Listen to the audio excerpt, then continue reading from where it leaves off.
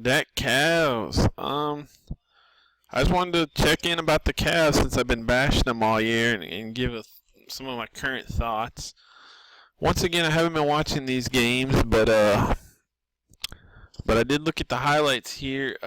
With this game, we won the first two of the series, but I don't have any respect for Indiana. I think they're a terrible team. And so the first two games, okay, we won. That's better than not winning, I suppose. But the manner in which we won was kind of depressing. And my overall thought was kind of a mix of like, okay, it's nice to be up 2-0, but the problems that have been plaguing the Cavs all along are not gone. They look terrible, basically. They barely are winning by the skin of their teeth. Almost allow the Pacers to come back from 25 in the fourth quarter or whatever. These are these kind of wins that I keep talking about that feel bad. And I can tell you, as being a sports fan for a long time, when your team starts having wins that feel bad, it's one of the worst signs you can get. When your wins are leave you shaking your head like, wow, we're playing terrible. That's a huge bad sign. I lived through it back with the Cowboys coming off their Super Bowl years. And we started playing that way. We won a game like 37-13 once, and I remember telling my buddy, like, we looked like shit. We couldn't run the ball. We couldn't do anything. And sure enough, about the next game, we got blown out 40-0 or something. He said, man, you were right. We couldn't do anything, So, I know about these games that in any sport, when you win and it feels like you lost, very, very, very, very, very bad sign. And the Cavs, first two games against the Pacers kind of felt like that. But having said all that, at the end of the day, a win is a win. And the Cavs being up 2-0, okay, that's good. And here, I've got the highlights frozen here, but in this third game, I happened to almost forget the game was on, and I was out and about, and I checked my phone. It was like 8:15, and I thought I figured the game was pretty early still. I thought, well, maybe there'll be an early first quarter score or something. So I checked my phone for the score, and what do I see? It's already halftime, and more than that, Indiana's up 74-49. And I was like, holy smokes, this is it. It's all coming undone. They're gonna blow us away.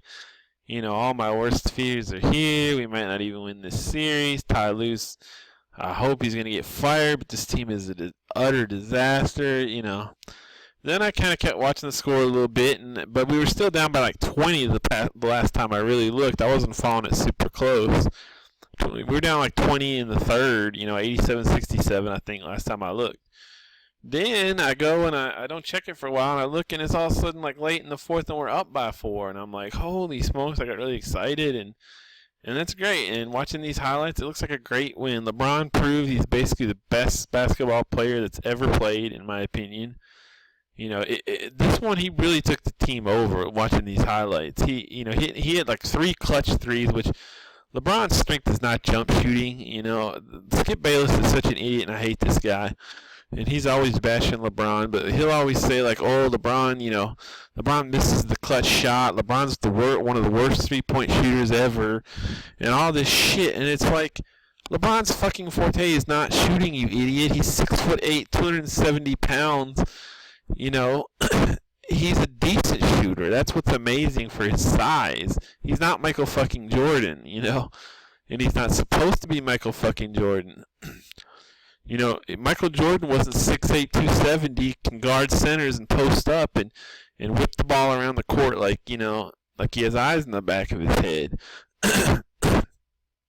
So LeBron is a decent jump shooter, and that's what makes him one of the things that makes him so great. But he's not a great jump shooter. He never will be. He never has been.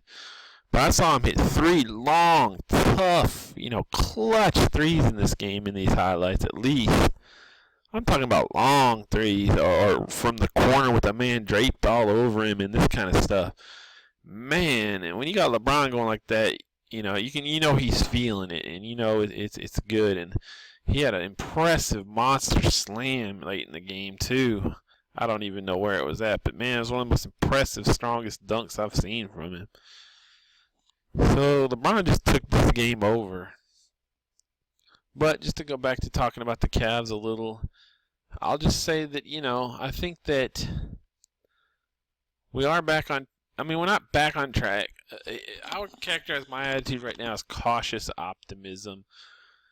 Well, for the most part, I think that the signs that we're in trouble are still there. I don't expect us to, I don't really, I would be kind of shocked if we make the finals. I look at us as underdog in every series. As funny as it sounds, like I'll be surprised if we beat Toronto. I believe that's who we're slated to play next if we survive and they survive, which we're up 3-0 now. We're going to survive. I won't expect us to beat Washington, let's say. I think who will be our opponent after that. I really feel like we're the underdog in these series, is what's amazing. But having said all that, maybe we can keep pulling this stuff out. I saw Stephen A. Smith on First Take, and he was like, Cavs are going to find a way to get to the finals. And that's what it kind of feels like. And if it doesn't feel like we're a dominating team, but if that's the way it has to be, and if that's what we can do, I'll take it. So basically, I'm just saying, I'm loving us getting this done. I see the problems are still there, and the team is still not looking good, and I expect it to fall apart at any minute. I still expect it to. But hey, I'll ride this as long as we can keep it going. Maybe there's something to this whole flip the switch, get it going in the playoffs nonsense. We shouldn't be struggling with frickin' Indiana, but 3-0 is 3-0, and we're about to go up 4-0. Are we going to sweep them? That'd be nice. I would have never expected us to be able to sweep anybody as bad as we were playing the second half of the regular season, I would have never expected us to beat anybody as bad as we were playing in the second half of the regular season. That's how bad the situation was, to be honest. But yeah, I just want to summarize my thoughts on the Cavs right now is I'm riding it, I don't expect it to last. I think its foundation is quicksand. But hey, prove me wrong, Cavs. Please, prove me wrong.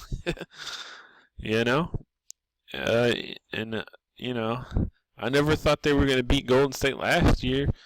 I don't think anybody really did, even though last year we looked a hell of a lot better than this year. But hey, we pulled it off, so. As I said, that's kind of my attitude with the Cavs right now. Not expecting anything, but kind of like, hey, prove me wrong, guys. I'd love to see it. I love it, I'd love to come on here in late June making a video like Ty Lue is the greatest coach that ever coached in the NBA. Because the Cavs are coming off their second straight shocking title, or something like that. But hey, LeBron James, I feel like he's really just at the stage where he just dominated this game and he willed us to the win. And I haven't seen a whole lot of that, as much as I think he's the best basketball player who's ever lived in his career, and this game was just a signature, just LeBron saying, okay, I'm winning this, and that's, you'd love to see that,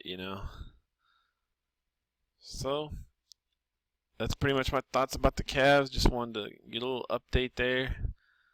We'll see what happens.